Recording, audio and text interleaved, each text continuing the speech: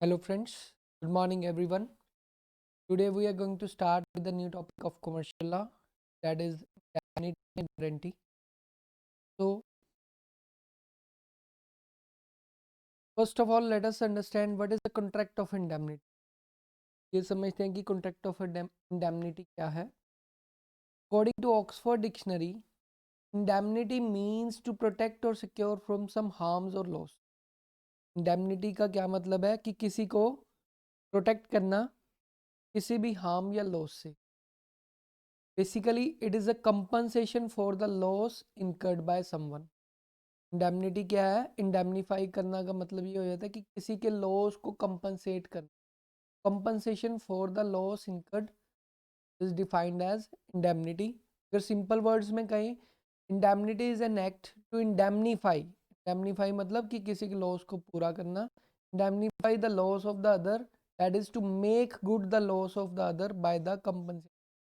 उसको कंपनसेट करके उसके लॉस को पूरा करने की कोशिश करना ताकि उसका कुछ भला. इसके अंदर दो पार्टीज इन्वॉल्व हैं, इंडेमनीफायर एंड इंडेमनिटी होल्डर और इंडेमनीफायर. इंडेमनीफायर कौन है? जो पर्सन प्रॉमिस करता है कि मैं आपका लॉस पूरा करूंगा. Person who promises to indemnify the other, मतलब वो जो दूसरे पर्सन को का लॉस इंडेमनीफाई करने में हेल्प करता है उसे बोलते हैं इंडेमनीफायर. इंडेमनिटी होल्डर या इंडेमनीफाइड कौन है? जिसका लॉस पूरा किया जा रहा है. The person whose loss is to be made good और to whom such promise is made. जी, for example in a contract of insurance between an insurance company and the client, the insurance company is the indemnifier and the client is the indemnity holder. Insurance company और client में अगर कोई contract होता है तो insurance company क्या है? Indemnifier है, जो प्रॉमिस करती है कि हाँ जी मैं आपका लॉस पूरा करूंगा. और क्लाइंट कौन है? जिसका लॉस पूरा किया जा रहा है, इंडेमनिटी होल्डर. एसेंशियल्स क्या हैं जी वैलिड कॉन्ट्रैक्ट ऑफ इंडेमनिटी के? First of all existence of to persons is must. जब भी कॉन्ट्रैक्ट ऑफ इंडेमनिटी है उसके अंदर दो पर्सन्स का होना बहुत ज़रूरी है. जैसे एक वैलिड कॉन्ट्रैक्ट के लिए दो पर्सन, सिमिलरली इंडेमनिटी के लिए भी. The valid contract of indemnity is one where there exist two persons. एक कौन है? इंडेमनीफायर. एक हो रहा है दूसरा कौन है? इंडेमनीफाइड. इंडेमनीफायर जैसे कि हमने बता दिया है, जो प्रॉमिस करता है कि गुड्स लॉस करेगा, लॉस को पूरा करेगा. और इंडेमनीफायर इंडेमनीफाइड जिसका लॉस पूरा किया जा रहा है. इस दोनों में क्या बेसिक कॉमन चीज़ क्या है? प्रॉमिस करते हैं कि हम आपका लॉस पूरा करेंगे. वो कहता है प्रॉमिस करता आपका क्या होगा. दूसरा, the liability of indemnifier is primary by nature. जो इंडेमनीफायर की लाइबिलिटी है वो बेसिकली प्राइमरी ही रहती है. तो ये बेसिकली कहने का ये मतलब कि ये प्राइम ड्यूटी बनती है इंडेमनीफायर की, pay off the claim of the compensation to the indemnified. Prime duty भी है कि अगर कोई कंपनसेशन पे करने के लिए इंडेमनीफायर लायबल होता है क्लेम के लिए. Third, prime motive is to compensate. Basic motive क्या है? कि कंपनसेट है. प्रॉमिस करते हैं कि उसका लॉस पूरा करने की कोशिश करेंगे. बेसिक इंटेंशन ऑफ कॉन्ट्रैक्ट इसलिए होता है कि indemnify the promise from the loss so caused. उसका लॉस पूरा करने की कोशिश होती है. बेसिकली कॉन्ट्रैक्ट्स होते हैं तभी वो लॉस पूरा करता है, तभी वो बाउंड होते हैं आपका loss. Next is contract of indemnity can be expressed और एम्प्लॉयड. ये भी एक्सप्रेस्ड और एम्प्लॉयड भी हो सकते हैं. Like any other contract, contract of indemnity can be formed by words spoken और written. That is an express contract. Express contract जैसे हमने ऑलरेडी पढ़ा है, वो कॉन्ट्रैक्ट होता है जिसके अंदर स्पोकन या रिटन वर्ड्स में कोई चीज़ बात कही. और can be formally implied from the conduct of the parties, उसे बोलते हैं इम्प्लाइड कॉन्ट्रैक्ट, जो उनके कंडक्ट बिहेवियर से जज की जा सकती है कि हाँ ने कॉन्ट्रैक्ट कर लिया है, सरकमस्टांसेस कुछ इस तरह से बना लिए.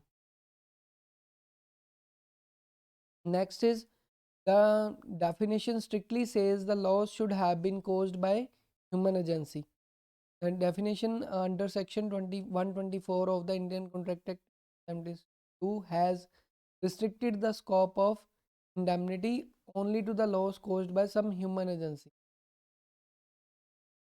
के कहने का ये मतलब है कि अगर कोई ह्यूमन एजेंसी का मतलब कि पर्सन के हिमसेल्फ के द्वारा कुछ लॉस हो, लाइफ का लॉस तो पूरा किया ही नहीं जा सकता, इंश्योरेंस कंपनी तो कोई ह्यूमन द्वारा किए गए एक्ट का लॉस पूरा कर सकती है, लाइफ का लॉस तो पूरा ही नहीं जा सकता, ह्यूमन एजेंसी द्वारा कोई लॉस हो, ये भी कंडीशन है।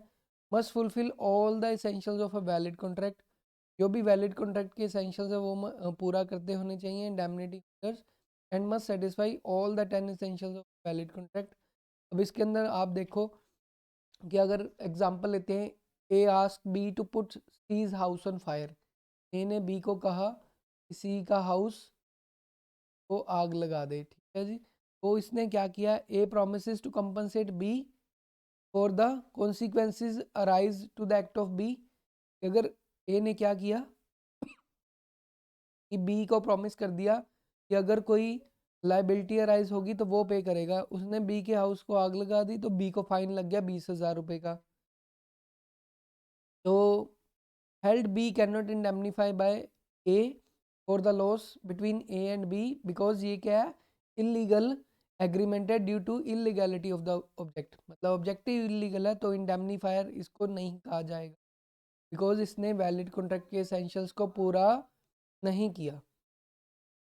Further rights of the indemnity holder under section 125, promise in a contract of indemnity acts with the scope of authority is entitled to recover from the promisor।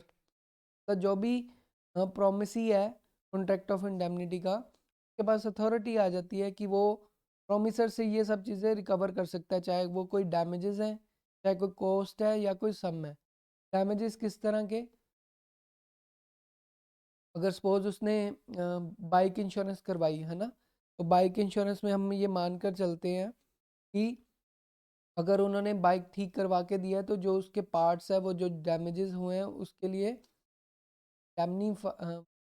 डैमनीफायर है वो liable होता है वो डैमेजेस क्लेम करने के लिए, ठीक है जी। चाहे वो कैसे भी वो प्रोडक्ट ले, कोई भी कॉस्ट है विच ही में बी कंपेल्ड टू पे इन सच suite it brings on defending it, he did not contravene the orders of the promises and act as it would have been prudent for him to act in the absence of any indemnity। For example बात करते हैं कि अगर motor vehicle की insurance करवाई हुई थी 2 लाख रुपए, ठीक है, it was stolen with no chance of recovery, मतलब जो मोटरसाइकिल था वो गुम हो गया, चोरी हो गया और उसके कोई रिकवरी के चांस नहीं है। तो it was held at the proper amount of indemnity was fixed by the surveyor at 1,87,492। 2 lakh की इंश्योरेंस थी, सर्वेयर ने क्या किया, 1,87,492 उसकी वैल्यू डाली and it was payable with 18% delayed payment, अगर जब भी अगर डिलेड पेमेंट होगी तो 18% ऐड करके मिलेगा। तो settlement of claim at a lesser amount by insurance authorities was arbitrary and unfair under article 14 of the constitution। कि उन्होंने जो सेटलमेंट ऑफ क्लेम किया वो आर्बिट्रेरी था और ये प्रॉपर नहीं था, तो 2 लाख रुपए देना उनका बनता था, तो ये भी गलत है। मेजर ऑफ कंपनसेशन भी डिसाइड होना चाहिए कि क्या होगा, तो ऐसा नहीं करना चाहिए। तो ऑल सम्स जो भी उसके under terms and conditions compromise करनी पड़ी, if the compromise was not contrary to the orders of the promiser, अगर ऑर्डर तो 2 लाख के थे, कॉम्प्रोमाइज उसने गलत तरीके से किया and was one which it would have been prudent for the promise to make in the absence of any contract of indemnity, तो कंपनसेशन करने वाले, कॉम्प्रोमाइज करने वाले सूट कर सकते हैं। तो ये सब राइट्स ऑफ इंडेमनिटी होल्डर है कि वो डैमेजेस क्लेम कर लें, कोई कॉस्ट क्लेम कर लें या ऑल सम। अगर सपोज बाइक गुम गया 2 लाख का तो 2 लाख के 2 लाख उनका क्लेम करना बनता है, ठीक है जी। Contract of guarantee under section 126। अब इसके अंदर एक और चीज़ आ जाती है जी, guarantee.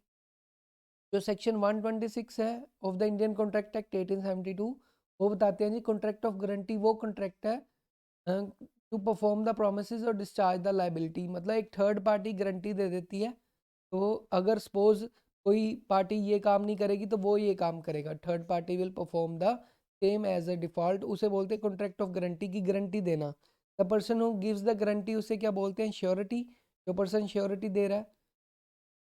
And the person in respect of whose default the guarantee is given is called the principal debtor, जिसके बिहाफ पर गारंटी दी जा रही है उसे बोलते हैं principal debtor. And the person to whom the guarantee is given, जो कि पैसा दे रहा है। गारंटी में भी आइदर ओरल और रिटन। फॉर एग्जाम्पल, राम ने शाम को पियन रख लिया अपने ऑफिस में, किसके कहने पे, गीता के कहने पे। तो शाम कौन हो गया यहाँ पर, प्रिंसिपल डेटर, राम क्रेडिटर है जी। गीता के कहने पर रखा तो गीता कौन है, श्योरिटी होगी। अगर कल को शाम कोई काम नहीं करता या शाम की वजह से राम को कोई नुकसान उठाना पड़ा, तो Gita will be liable to pay the, जो भी लाइबिलिटी अराइज होगी, Gita will be liable to pay liability, because वो कौन है, गारंटर, श्योरिटी। तो इसको बोलते हैं contract of guarantee. Further, for example, an employer gives agrees to keep same ही है जी, Raja Ram as a given by the accountant Mr. Sharma. Basically, three contracts are formed. Contract number 1 between employer and Rajaram, between employer and Mr. Sharma, and Mr. Sharma and Rajaram. The three parties of the contract are debtor, creditor and the surety होगा जी यहाँ है जी। Surety, the one person who gives the guarantee, surety कह देते हैं या guarantor कह देते हैं। To say the guarantee so given by Mr. Sharma appointed as a PN, वही बात है जी, due to later loss Mr. Sharma will be liable for the losses so suffered by the employer। जैसे मैंने पीछे example दी राम, श्याम और गीता की, यहाँ पर कौन है, एम्प्लॉयर है जी, राजा राम, से राजा राम एम्प्लॉयर हो गए। पीएन कौन हो गया जी, यहाँ पर श्याम कौन है, पीएन है, और मिस्टर शर्मा गारंटर है। Mister Sharma liable to pay the losses suffered in case, वो कहते हैं अगर राम ने अपनी ड्यूटीज, राजा राम ने कमिट किया ब्रीच ऑफ ड्यूटीज, राजा राम यहाँ पर पीएन था, employer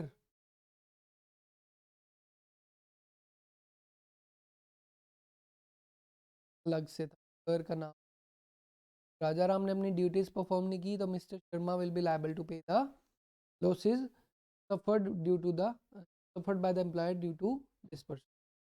This is a contract of sure guarantee. Therefore we can say that in a contract of guarantee, सबसे पहले क्या है जी, एग्जिस्टेंस ऑफ डेट होनी बहुत ज़रूरी है between debtors and creditors. Contract of guarantee is formed, उसके अंदर गारंटी दी जानी चाहिए थी, कॉन्ट्रैक्ट ऑफ गारंटी फॉर्मुलेशन होनी जरूर। अगर कोई डिफॉल्ट होता है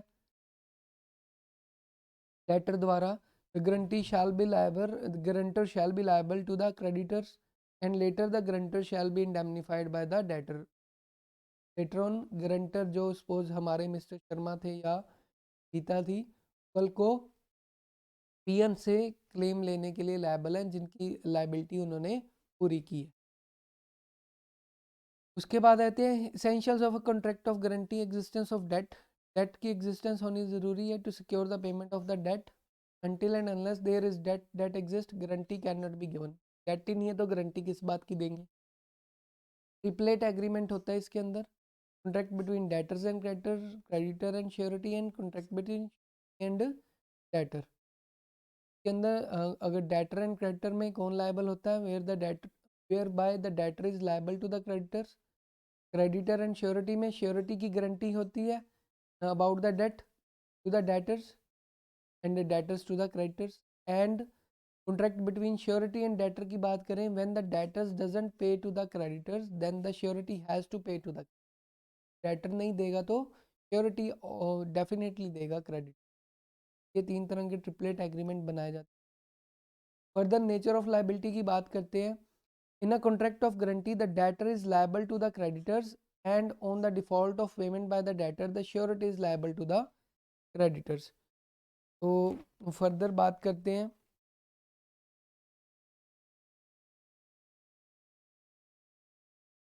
जैसे इसकी अगर बात करिए, हम बात करते हैं. For example Ramcharan guarantees the sale of goods on credit by Ram to Kailash worth ₹50,000.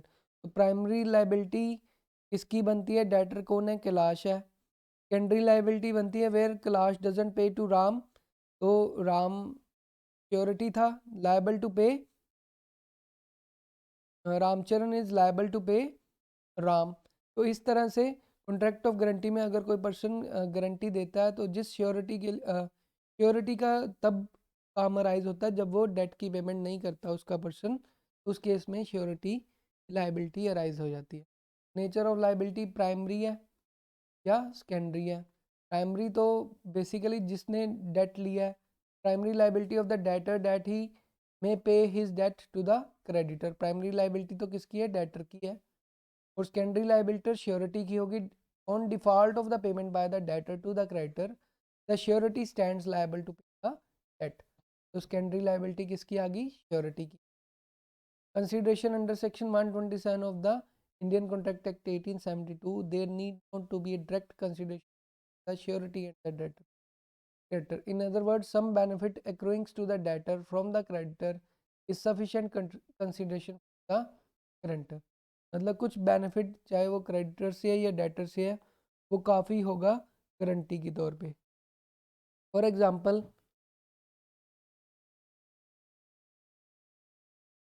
कि अगर सफिशेंट गारंटी होनी ज़रूरी है, यही कह रहे हैं कंसिडरेशन के लिए. For example B request A to sell and deliver to him goods on credit. B ने ए को कहा, रिक्वेस्ट किया कि वो उसको गुड्स क्रेडिट पे दे दे. A agrees to do so, A ने दे दिए. Provided C will guarantee the payment of price of goods. But एक कंडीशन लगा दी, अगर सी गारंटी देता है कि वो पेमेंट करेगा अगर तू नहीं करेगा तो. And C promises to guarantee the payment of consideration by A to the delivery of goods.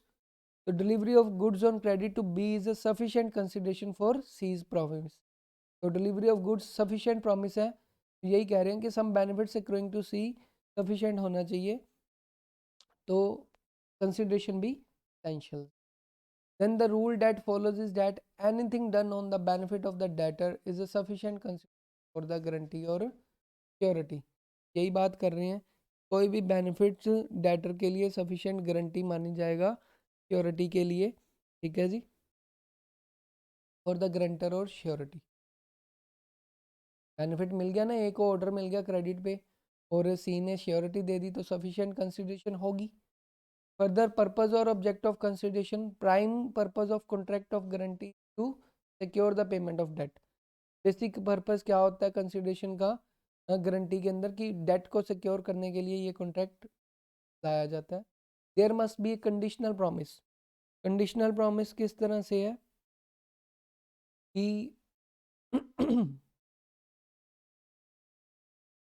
there must be a conditional promise. The liability of the grantor shall be incurred only on the condition that the debtors did not fulfill his promise towards creditors or the debtors defaulted in.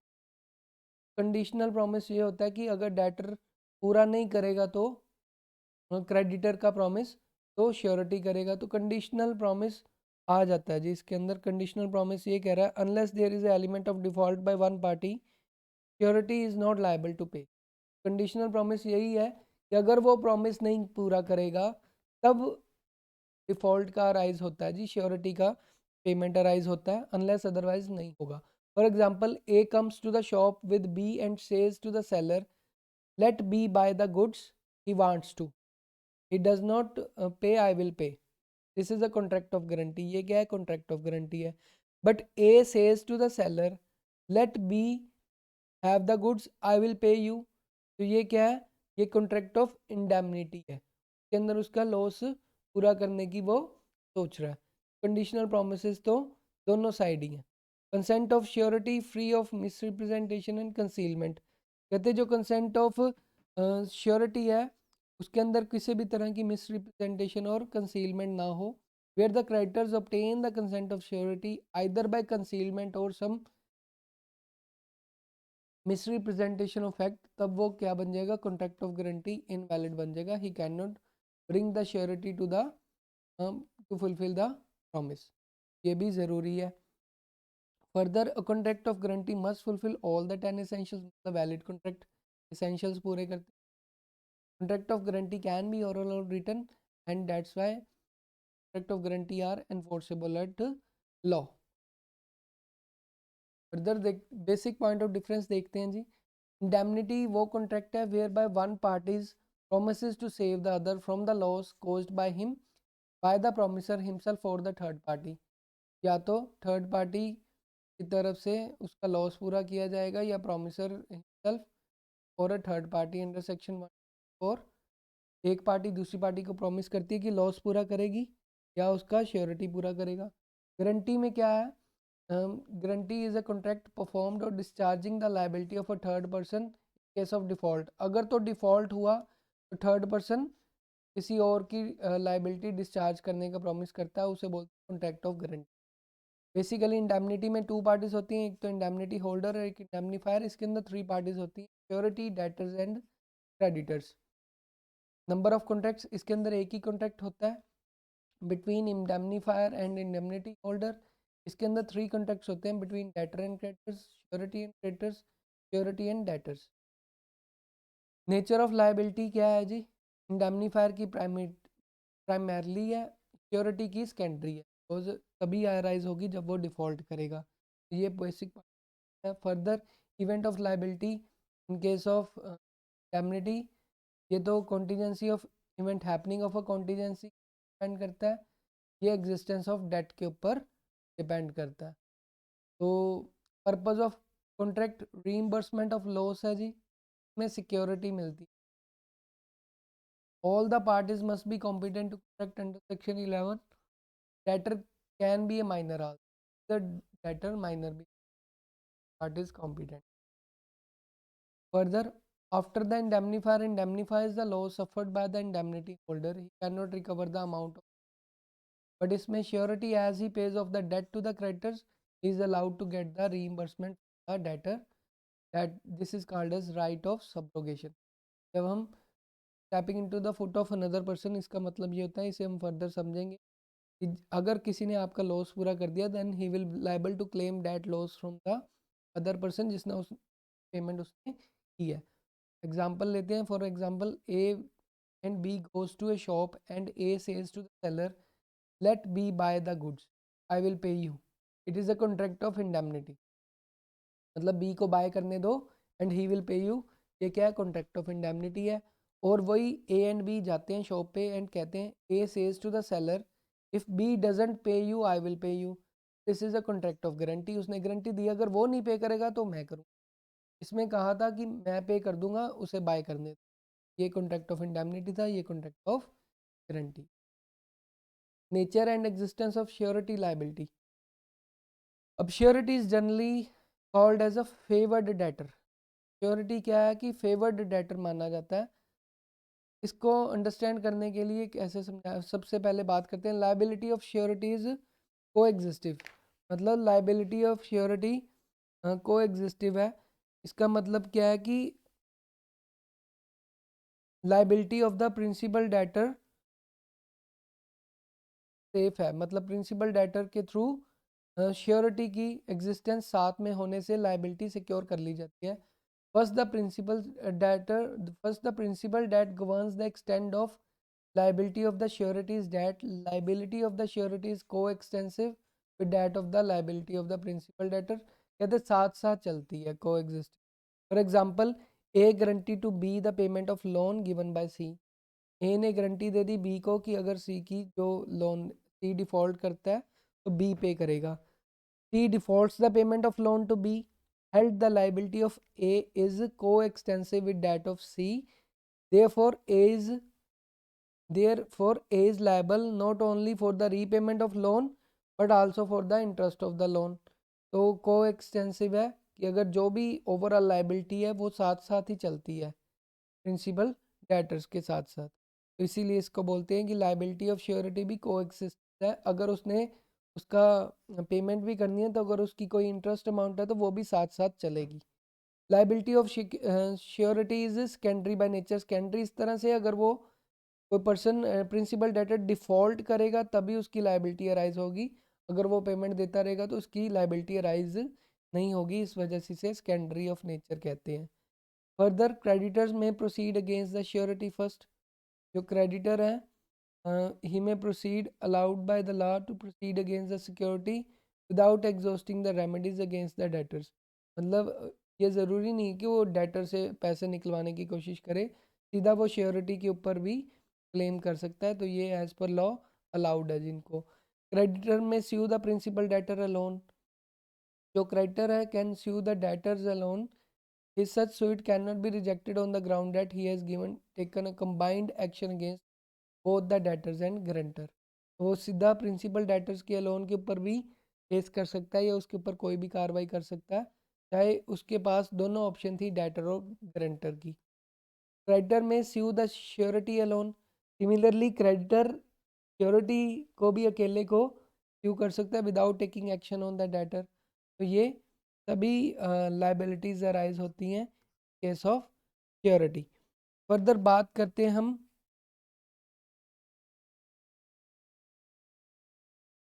Surety not discharge on death of the debtor. अगर debtor की death हो जाती है तो surety discharge नहीं हो जाता, इस मतलब से मतलब उसकी लाइबिलिटी खत्म नहीं हो जाती। In case the debtor dies the surety is not discharge from the debt of the creditor due to the death of the debtor. अगर क्रेडिटर का कोई पेमेंट देना है तो श्योरिटी लाइबल ही रहेगा even though the debtor dies. तो अगर कोई इंटरेस्ट पे करने वाला होगा डेटर के द्वारा, वो कौन पे करेगा? श्योरिटी पे कर, श्योरिटी दी। Surety liability where original contract is void or voidable। तो when the original contract becomes between the creditor and the debtor is found to be void, the creditor can rely on the contract between him and surety। तो अगर void हो गया तो creditor rely कर सकता है अपने और श्योरिटी के बीच में। तो ये भी पॉइंट है। इसके लिए हम क्या फर्दर बात करते हैं limits of surety liability. Limits क्या हैं जी श्योरिटी लाइबिलिटी के? बट अगर suppose surety liability with original contract is void, इसको कैसे समझे?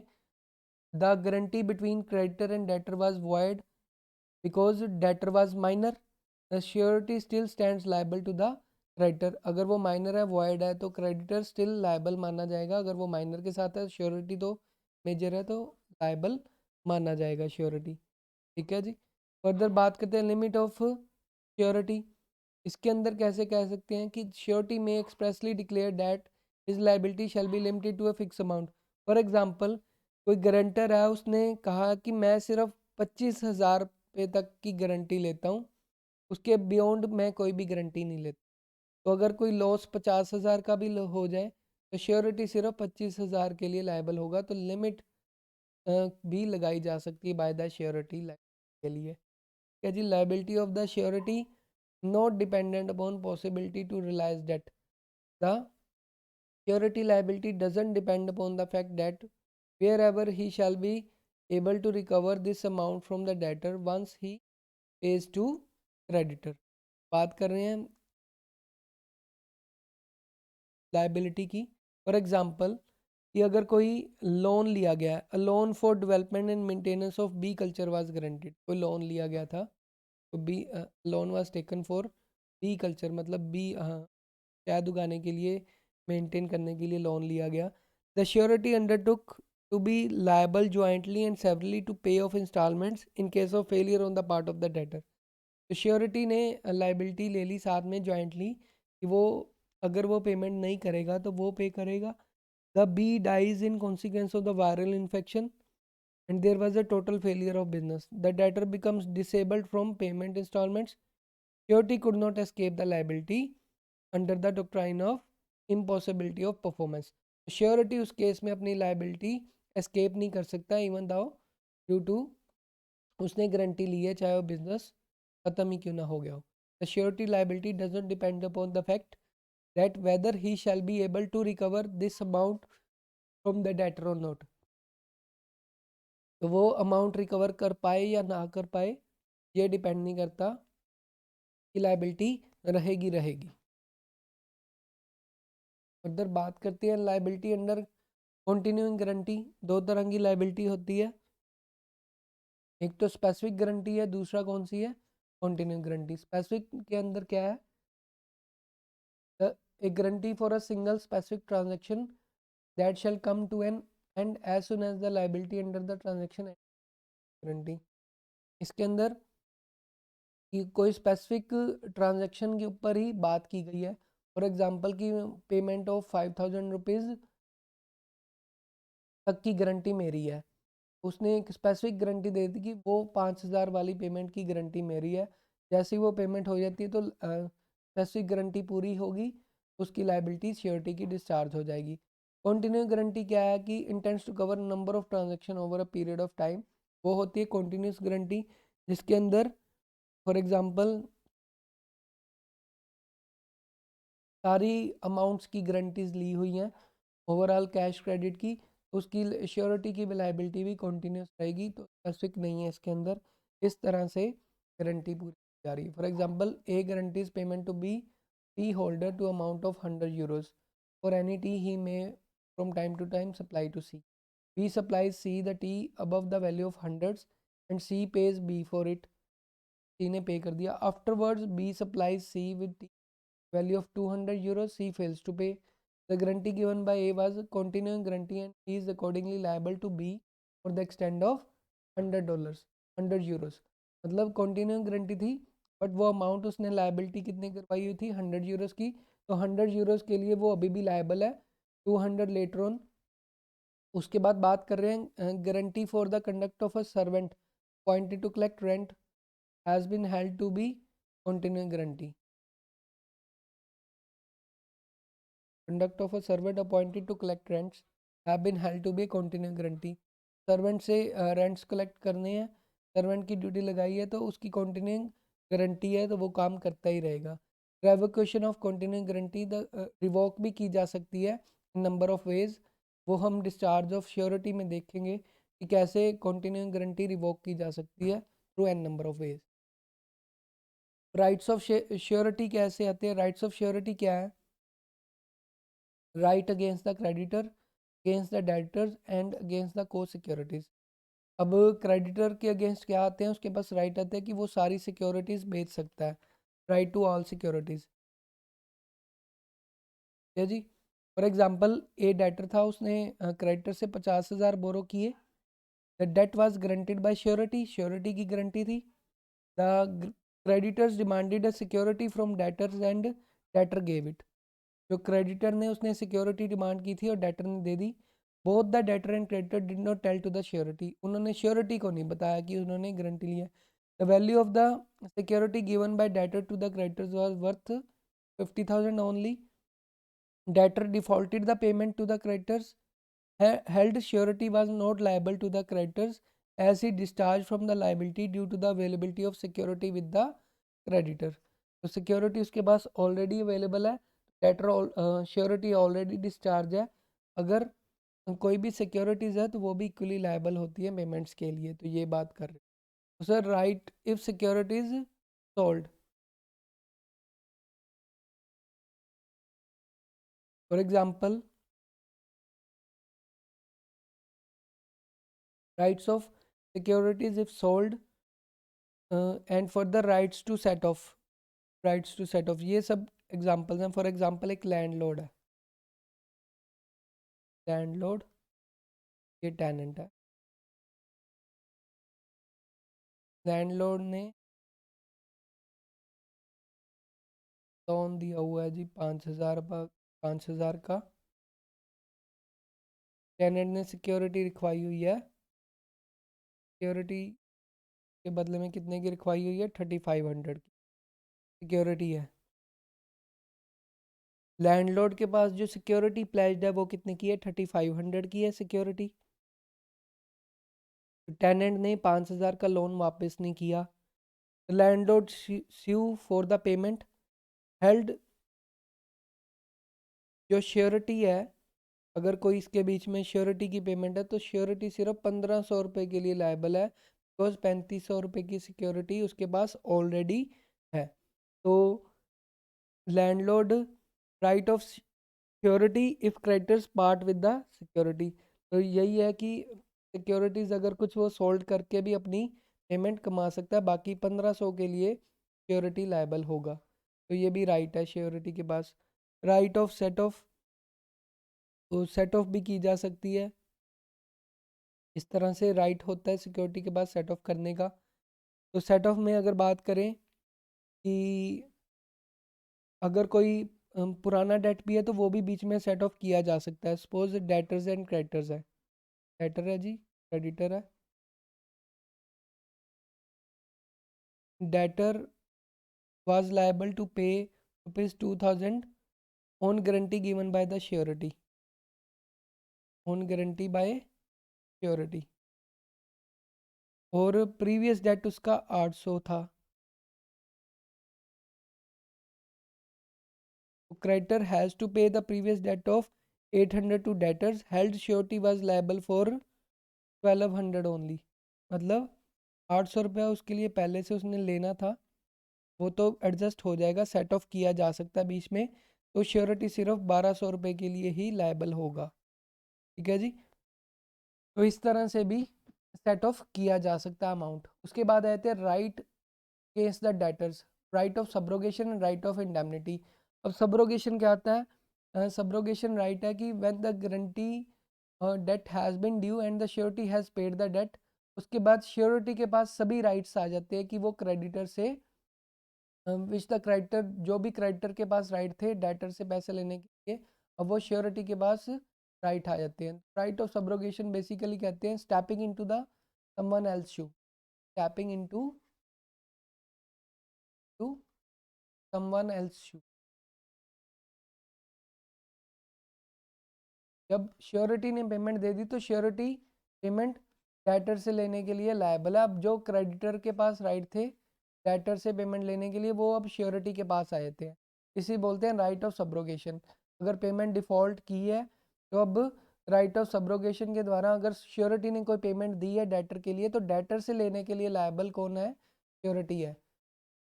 फर्दर राइट टू इंडेमनीफाई, हम ना लॉस से इंडेमनीफाई कर सकते हैं। When the debtor commits default there arise the liability of surety and surety on behalf of the debtor pays the debt। तो surety भी अपना लॉस इंडेमनीफाई करने के लिए लायबल है जी, इंडेमनीफाई वो भी पूरा कर सकता है। उसके बाद आते हैं right against the co securities, right of equal contribution and liabilities of को securities bound in different sums. अब इक्वल कंट्रीब्यूशन की बात करते हैं। For example XYZ are sureties to Suresh for sum of 6000 lent to Geeta, Geeta को जो दिया था। Geeta makes a default in payment, held XYZ each is liable for 2000। मतलब right against co securities equal amount के लिए भी कंट्रीब्यूशन लायबल होंगे। एंड लाइबिलिटीज ऑफ को securities bound in different sums. अगर फॉर एग्जांपल वही सिक्योरिटीज एक्स ने guarantee ली है कि वो 500 के लिए लायबल है, वाई ने गारंटी ली है कि वो 1500 रुपये के लिए लायबल है, और जेड ने गारंटी ली है वो 4000 के लिए लायबल है। तो लाइबिलिटीज ऑफ को securities bound in different sum, different sums के लिए भी बाउंड हो सकते हैं जी, जो भी एक पर्सन ने मैक्सिमम गारंटी ली है उस वजह से। तो इस तरह से श्योरिटी को भी डिस्चार्ज किया जा सकता है। तो डिस्चार्ज ऑफ श्योरिटी, अगर श्योरिटी डिस्चार्ज होना चाहिए अपनी लाइबिलिटी से, वो कैसे हो सकता है? By revocation of continuing guarantee. मतलब कि अगर by notice of revocation of continuing guarantee, अगर वो ये रिवोक कर दे कि हाँ जी भी मैं नोटिस दे दे कि हाँ जी भी मैं फ्यूचर के लिए लायबल नहीं होऊंगा। ठीक है, अगर श्योरिटी की डेथ हो जाए तो भी वो उसकी ख़त्म हो जाती है। एंड बाय नोवेशन, नोवेशन क्या होता है? Novation is the substitution of a new contract from an old contract. जब किसी पार्टीज ने न्यू कॉन्ट्रैक्ट, ओल्ड पार्टीज ने न्यू कॉन्ट्रैक्ट बना लिया, तो ओल्ड कॉन्ट्रैक्ट से श्योरिटी ऑलरेडी डिस्चार्ज हो जाएगा। बिकॉज पार्टीज ने अगर न्यू कॉन्ट्रैक्ट बना लिया, वो तो सिर्फ ओल्ड कॉन्ट्रैक्ट के लिए लायबल था, न्यू के लिए लायबल नहीं होगा। तब उस केस में भी श्योरिटी डिस्चार्ज हो जाते हैं। दूसरा surety discharge by the conduct of the creditors. By variation, by release of debtors, compounding of creditors, act of commission और लॉस ऑफ सिक्योरिटीज। तो वेरिएशन ऑफ कॉन्ट्रैक्ट के द्वारा कैसे, C agrees to lend P 5000, S guarantees the repayment, P with the consent of C pays the amount to C on 1st January, S is discharged as per the contract has been varied। तो C ने payment कर दी तो already S discharge है guarantee से, in terms of उससे बोलते हैं वेरिएशन। रिलीज ऑफ डेटर्स, अब डेटर्स ने पेमेंट रिलीज कर दी तो ऑब्वियसली श्योरिटी डिस्चार्ज है। Compounding of creditors by act of commission and loss of securities, these all are the act of omission और डिस्चार्ज ऑफ डेटर्स। इसकी example लेते हैं, compounding of creditors with debtors की example पहले देखते हैं। A borrows is 10,000 from B, जी B से 10,000 पे लिए, इन्हें बोरो किए। C stands as a surety, C कौन था, श्योरिटी था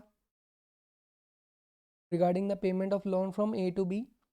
Therefore, A and B agrees that A may repay 5,000 instead of 10। बाद में लेटर ऑन ए और बी ने ये डिसाइड किया कि वो 10,000 की जगह 5,000 पे कर सकता है instead of 10। C is therefore discharge from the liability as surety. तो सी उस केस में डिस्चार्ज हो गया ऑटोमेटिकली। कंपाउंडिंग बाय क्रेडिटर्स, उन्होंने आपस में डिस्कस कर लिया कि 5,000 के लिए लाइबल हो सकता है, तो सी की श्योरिटी ऑलरेडी डिस्चार्ज हो गया है उस वजह से कि उसने अपने कंपाउंड कर लिया, मतलब ऑलरेडी एक नया फॉर्मुलेशन कर लिया कि 10,000 की जगह 5,000 दे दियो। सी की गारंटी ऑलरेडी वहाँ से डिस्चार्ज हो गई है। तो एक्ट और commission of discharge, but in some cases surety is not discharge. वो कुछ ऐसे केसेस भी होते हैं जिसमें श्योरिटी डिस्चार्ज नहीं होता, where the contract to give the time to the debtor is made by the creditor with third person. तो फॉर एग्जाम्पल राम एक क्रेडिटर है, contracts with X a third party to give more time to Rakesh the debtor for a debt already guaranteed by Geeta surety. Geeta is not discharge by the contract so form between Ram and X. अगर उसको ज़्यादा time देने के लिए कहा गया है तो ये नहीं है कि श्योरिटी डिस्चार्ज हो जाएगी तो एक्स्ट्रा टाइम देने की वजह से, तो इस तरह से भी सिक्योरिटी डिस्चार्ज नहीं हो सकती। उसके बाद लॉस ऑफ सिक्योरिटी, हाँ जी, लॉस ऑफ सिक्योरिटी के केस में अगर ने कोई सिक्योरिटी दी है, उसका कोई नुकसान हो गया तो भी श्योरिटी डिस्चार्ज है। कि अगर उसने सिक्योरिटी रखी हुई थी उससे वो नुकसान हो गया क्रेडिटर से, तो सिक्योरिटी के केस में भी डेटर्स अपनी सिक्योरिटी अपनी ड्यूटी से डिस्चार्ज है। लास्ट है जी discharge by invalidation of creditors. जो जब क्रेडिटर ने किसी भी तरह की मिसरिप्रेजेंटेशन की, कुछ एक्ट छुपाया या फेलियर ऑफ को सिक्योरिटीज टू ज्वाइन, उस केस में ये क्या है, मिसरिप्रेजेंटेशन ऑफ एक्ट्स के कारण कॉन्ट्रैक्ट वॉइड हो